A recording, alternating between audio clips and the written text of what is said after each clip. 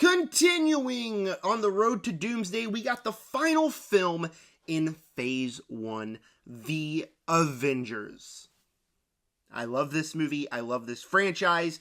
I've reviewed every single other movie in Phase 1. I'll put the playlist up here somewhere. But very excited to talk about this one. My experience with this movie is that I've always loved it. But I remember when this movie was going to come out, me and my brother and my mom were at like a J.C. Penney's or something, and she said to us, "Boys, if you behave yourselves, we will go see the Avengers tomorrow afternoon." Well, I'll tell you what. Now, understandably, I was like 7, he was 5 at the time. Okay. I remember that we definitely did not behave ourselves. In that very same trip, I broke a vase that my mom had to pay $150 for.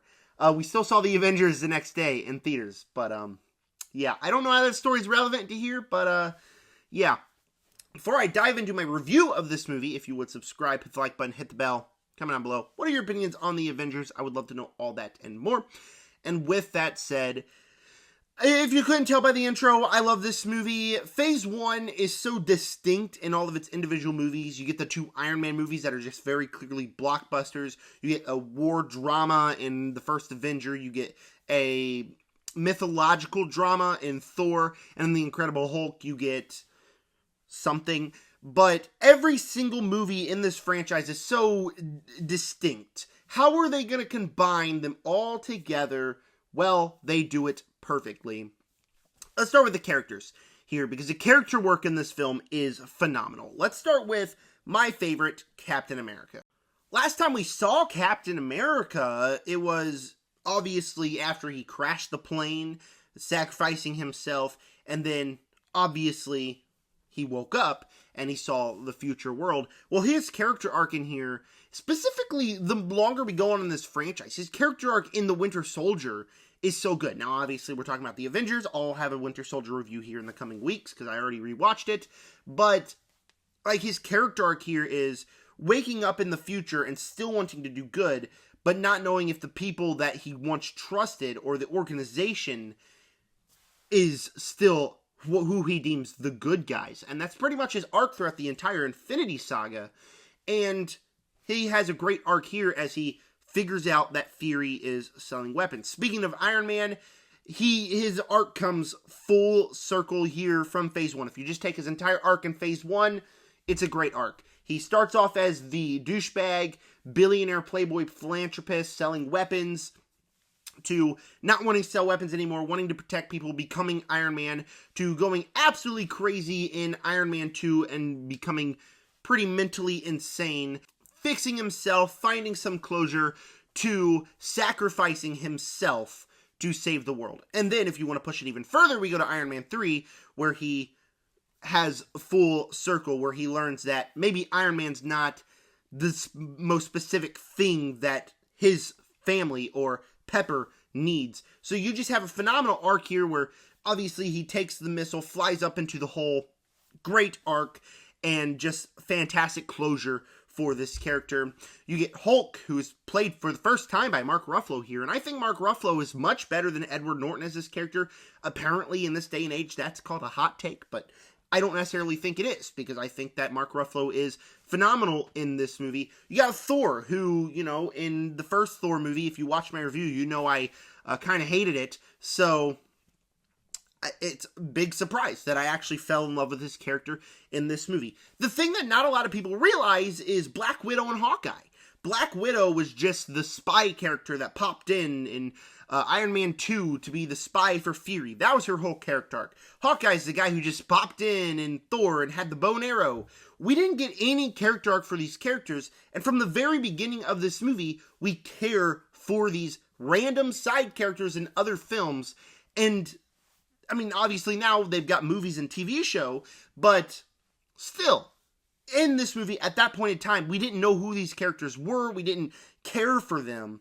And this movie made us love them. And even pushing it further with Fury, a character that just kind of popped in there as a spy guy, you learn, like, he has some ulterior motives. And so the characters in this movie is great. Take it to Loki. where, like I mentioned, Thor, terrible movie, I hate it. Loki's plot in that movie is just the most unbelievably dumb thing I've seen in quite some time, where, like, he, like, wants to kill Odin, but he doesn't want to kill Odin. He wants to save Asgard, but he wants to let the Frost Giants in, but then he wants to kill the Frost Giants, and then he wants to be king of Asgard, but to do that, he's got to do all these individual things, and he's lying constantly, and nothing ever makes sense. Here, Loki's plot is take what Thanos gave him and rule Earth. That is his plot, and it is such a compelling plot. Now, obviously, we've seen Loki in other movies. He has his own TV show. We love this character, but here he's just a very compelling villain who has a cohesive plot, unlike the original Thor movie. So he is another great villain. All the Chitauri is great. The CGI, it's 2012, and, like, blows my mind. It looks absolutely phenomenal. So that brings us on to another thing, is the action in this film is pretty awesome. Whether you get the finale sequence, the final battle, which is one of the best inside of the MCU, where you get all the team-ups, you get them doing their thing, where, you know, obviously Thor's got the hammer, smashes it on Cap's shield. One of my things that I remember is that I played Lego The Avengers growing up, and in that game, you could constantly have power-ups if you get two characters by each other, and it feels kind of like a video game where, obviously, each character has something unique that they can do with each other that is just something really cool to see. And the action, CGI, absolutely great. The finale is one of the best in the MCU. Like I said, it has the payoff, the satisfying resolution, and then obviously it's just our heroes fighting a bunch of aliens, so it's pretty awesome. But the stuff like the helicarrier sequence, or even before that, the sequence in, I believe it was London, all of the action in this movie is great. I also love the costumes of the characters. That's something I want to mention here. Captain America kind of wearing his old suit. I always love seeing him in that suit. Iron Man, very cool Iron Man suit he's got in this movie. The design of the Hulk is my favorite design of the Hulk inside of this entire franchise. It's much better than Age of Ultron or Infinity War, or even Ragnarok. I really love this design of the Hulk. Black Widow's, Hawkeye's costumes are really good. Thor, he just looks so out of place. It's pretty cool. So the costume design in this film is really great. Ultimately, when you shy away from what makes this movie, like, absolutely compelling, entertaining, the character arcs, the action, the setup of it all, where we set up the future of the MCU, and we see that this is something that was never done before at the time. At this point in our lives, we've seen the DCEU, we now got another DC universe, the Monsterverse, so many other cinematic universes where we take different movies from different franchises, directed by different people, and combine to do a big team-up movie. At the time, that wasn't ever heard of. This was something so fresh and new. This was the first time that anybody has ever done it, where we take so many things from different franchises, directed by different people, with different styles, and made it all fit perfectly. It's so easy to have characters start to feel stale in the situation, but Iron Man has the same feelings. Captain America feels like Captain America. Thor feels like Thor.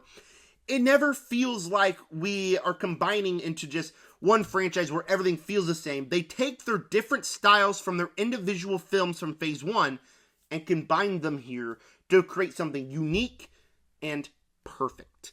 So this is a film that, like I said, despite all the things that make it just so entertaining and rewatchable, the banter between all the characters is phenomenal. Like, it's some of the best stuff I've seen. Robert Downey Jr., Chris Evans, awesome banter. Mark Ruffalo, like I said, so much better than Edward Norton. If Edward Norton was in this movie, I don't feel like he'd be as good as Mark Ruffalo is. Chris Hemsworth, his interaction with all the Avengers, that's the stuff that makes it so entertaining and rewatchable. But despite that, it's just something that is so fresh, original, and never done before that every time I watch it, I just get the nostalgia goosebumps. You could call it nostalgia. I call it that this is actually a really good, effective film with stuff that really works.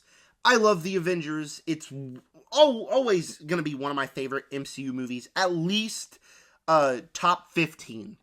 And, like, it's currently top 3. I've watched Phase 1 and Phase 2. I've watched all that, and The Avengers is currently top 3. I love this movie. It is awesome. Before I give you my final score, if you would subscribe, hit the like button, hit the bell. What are your opinions on the Avengers? I would love to know all that and more in the comment section. And with that said, the Avengers is endlessly entertaining, great interactions with the characters, awesome action. I love the character arcs, and it's also something that was never done before at the time and started a different world. We would not have all of these different cinematic universes if the Avengers didn't do it, and the Avengers did it right. With that said, the Avengers, obviously, I love this movie. It's getting an A+ from me. So, yeah, I love this movie. It's by far the best film of Phase 1. Speaking of that, there's going to be a ranking of the films in Phase 1 coming very soon. With that said, subscribe.